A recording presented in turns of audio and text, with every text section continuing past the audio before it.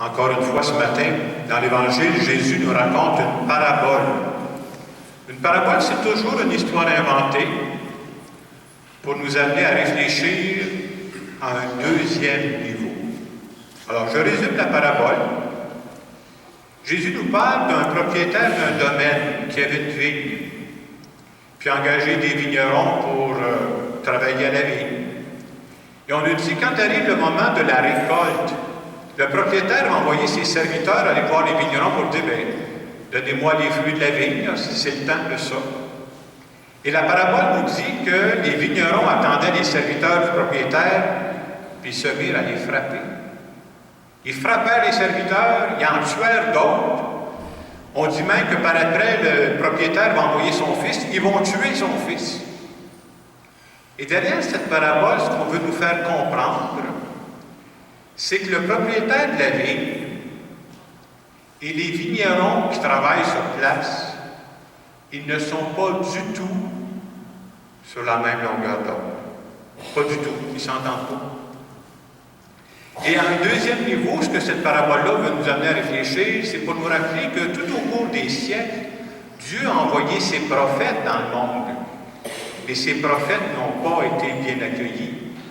Dieu n'a pas juste envoyé des prophètes, par après il a envoyé son Fils. Comment il était accueilli? On sait comment il a fini, sur une croix. On pourrait même ajouter que les grands prêtres à l'époque de Jésus et Jésus n'étaient pas du tout sur la même longueur d'onde. Il me semble qu'en fin de semaine, un des messages qu'on veut nous passer, c'est de dire comment on pourrait s'y prendre, nous, aujourd'hui, pour être de plus en plus sur la même longueur d'onde que Dieu. C'est-à-dire, comment on pourrait s'y prendre pour de plus en plus penser un peu comme Dieu pense, un peu comme Dieu regarde la vie. Des fois, les expériences humaines peuvent nous éclairer. Vous savez, on peut faire des expériences humaines où tu dis, avec certaines personnes, là, on se connaît tellement bien, on est sur la même longueur d'onde, on se connaît, il y a une belle complicité. Avec d'autres personnes, ça ne marche pas. Alors, je vous donne des exemples. Premièrement, des gens qui ne sont pas sur la même longueur d'onde. Premier exemple auquel j'ai pensé, pensez à un médecin. C'est quoi le rôle d'un médecin? Le rôle d'un médecin, c'est de rencontrer ses patients, puis de dire, bien, je vais vous donner des conseils pour aider à ce que vous ayez une bonne santé. C'est à ça que ça sert, un médecin, hein? Mais ça doit-tu être frustrant pour un médecin de voir que ses patients, supposons qu'un de ses patients, ne suit pas du tout ses conseils. Puis 3, 4 mois plus tard, il vient revoir le médecin et dit, tu pourrais-tu me soigner parce que ça... Non, c'est parce que tu n'as pas fait ce que je t'ai dit. On peut voir dans un cas comme ça que le médecin et son patient, ils ne sont pas sur la même longueur d'onde. C'est pour ça que ça ne marche pas. Je pensais à un deuxième exemple. Pensons à des parents qui ont, je ne sais pas, des enfants qui sont rendus adultes, puis à un moment donné, ton enfant vient te voir pour te consulter. Il est rendu à une étape de sa vie, il veut acheter une maison. À partir du moment où il voulait acheter une maison, lui, il ne voulait pas acheter une cabane. Il voulait acheter une de ses vraies maisons. Puis là, il vient te consulter, mais toi, plus tu l'entends parler de la maison dont il parle, puis tu vois combien ça coûte, tu dis, hey, il ne sera jamais capable de payer ça, il va être à la gorge, là, il va s'étouffer, ça ne marchera pas. Mais l'autre, il tient tellement à sa maison que vous avez beau parler, vous avez beau échanger, ça ne passe pas. On peut dire qu'à ce moment-là, vous n'êtes pas sur la même longueur d'onde. J'espère que l'inverse est vrai. Il y a des personnes, comme je disais tantôt, où on arrive à être sur la même longueur d'onde. On peut penser à des couples, quand la complicité est belle dans un couple, pour moi c'est un bel exemple de personnes qui sont sur la même longueur d'onde. On peut vivre ça avec des amis aussi, là, des gens qui nous connaissent bien.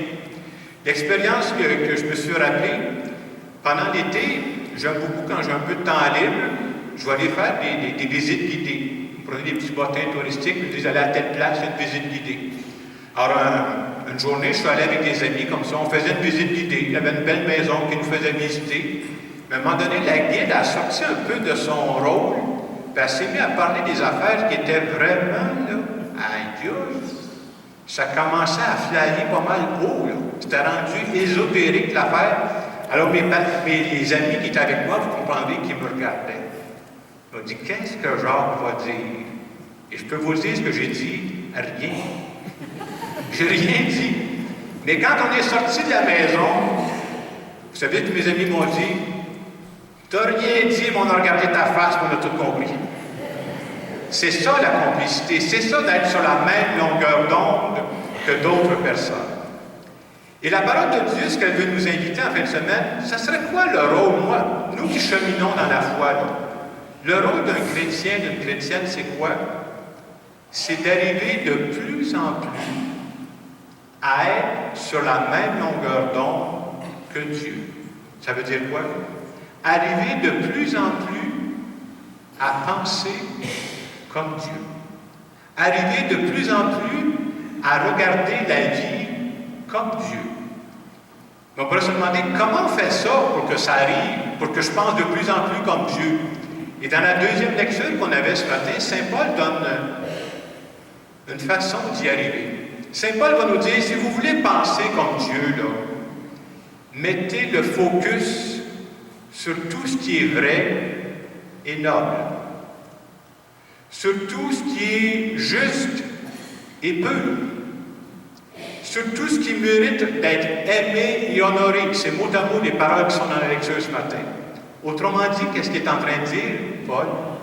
Si vous voulez penser comme Dieu, mettez le focus sur ce qu'il y a de beau dans notre monde.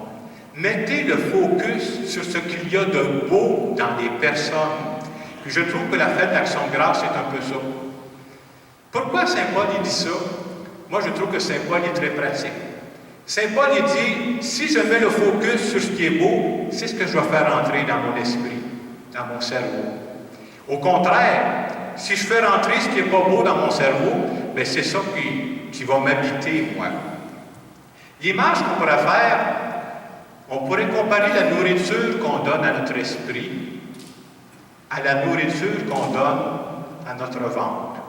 C'est comme si je vous disais, je vous annonce que dans les 3 prochains mois, moi là, dans les 3 prochains mois, chaque jour, je vais manger du McDonald's.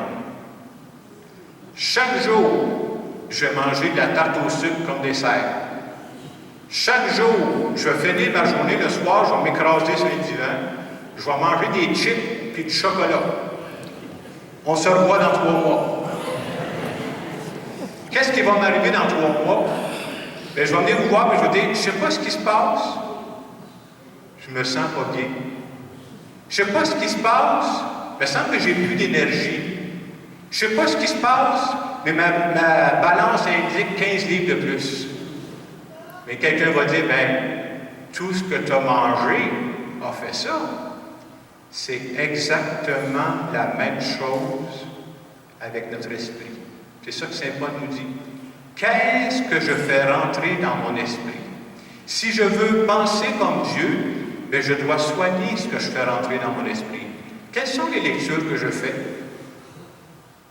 Est-ce que ce sont toujours des lectures qui parlent des mauvaises nouvelles dans le monde? C'est avec ça que je me nourris. Il va y avoir des conséquences. Quand on se rencontre entre amis, vous savez, on jase de différentes affaires. Quand je parle avec mes amis, c'est quoi le sujet principal qui revient? C'est-tu de nommer tout ce qui va mal dans notre monde? C'est ça que je fais rentrer dans mon esprit. Est-ce que je parle des beautés de ce monde-là? Quand je regarde des émissions en télévision ou que je veux en chercher sur Internet, vous savez, que ce soit les télévisions ou sur Internet, il y a des très belles choses. Mais vous savez qu'il y a l'inverse aussi, hein? Tout est là. Qu'est-ce que moi, je choisis de laisser rentrer dans mon esprit? Et plus je vais choisir ce qui est vrai et noble, ce qui est juste et pur, ce qui est digne d'être aimé et honoré, comme dit Saint Paul, plus je vais penser comme Dieu. Moi, je trouve que c'est tout à fait vrai les conseils de Saint Paul ce matin. Si notre but à nous, c'est d'arriver à penser comme Dieu, à vivre comme Dieu, mon rôle à moi, c'est de choisir avec quoi je me nourris. C'est vrai pour la santé physique, hein? Je pense que c'est aussi vrai. Et on vit dans un monde, soit dit en passant, où les nouvelles sont très négatives. Puis il y a des gens qui écoutent les nouvelles à journée longue. Il y a eu 2 meurtres hier à Montréal. Et si vous écoutez LCN toute la journée, il y en a eu 20. Fait 10 fois qu'il répète. Là. Avec quoi je me nourris pendant toute la journée? Alors, des fois, on dit, il me semble que la parole de Dieu n'est pas précise. Pour moi, c'est très précis en fin de semaine. Je trouve qu'on peut l'appliquer d'une façon concrète. Ça serait beau cette semaine si on prenait des moments, soit à la fin d'une journée ou après 2-3 journées, de faire un retour. De quoi je me suis nourri dans les dernières journées? Je regarde les gens avec qui j'ai parlé. De quoi on a parlé? J'ai-tu passé mon temps à parler de Donald Trump? Je ne suis pas sûr que ça va vous nourrir. Est-ce que j'ai parlé des beautés de notre monde? De quoi, si j'ai fait des lectures, quel genre de lectures je fais? Est-ce que ce sont des lectures qui m'approchent des pensées de Dieu? Quel genre d'émission je regarde à la télévision? Qu'est-ce que je vais fouiller sur Internet? Est-ce que ça m'aide à devenir de plus en plus sur la même longueur d'onde que Dieu? Alors ce matin, je vous laisse quelques instants pour voir comment cette parole de Dieu peut vous rejoindre dans ce que nous vivons ce matin.